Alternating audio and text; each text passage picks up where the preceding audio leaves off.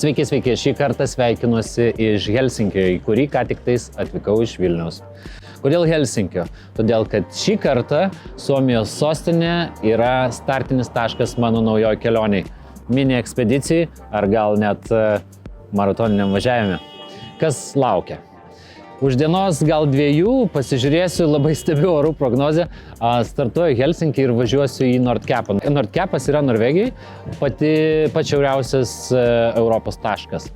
1600 km laukia ir ketinu tai padaryti per vieną dieną. Per vieną dieną nuvažiuoti 1600 km man iš principo šiaip gyvenime nelabai įmanoma, dėl to, kad paprastai nevažinėju tamsoje.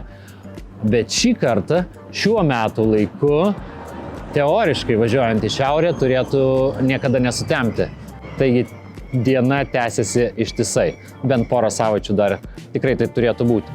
Niekada nebandžiau pasižiūrėti, kaip tai realybėje atrodo. Ir šį kartą įsitikinsiu, ar taip yra. O kaip yra, kai lyja? O kaip yra, kai apsiniaukia? Tikrai nesutemsta. Kaip kūnas reaguoja, pavyzdžiui, po 12 valandų važiavimo, kai teoriškai jau ten vakaras? Norisi miego, ar jeigu saulė šviečia, ne? Nežinau. Į šitus klausimus atsakymus gausiu realiai bandydamas.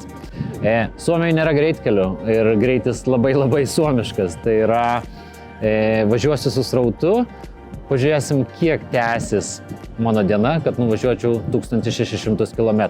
Važiuoju CF Moto 800 MT motociklu, praktiškai nauju, ką tik tais Airiją pervažiavau juo, bet su, kaip čia vadinasi, vyresniuoju broliu šio modelio.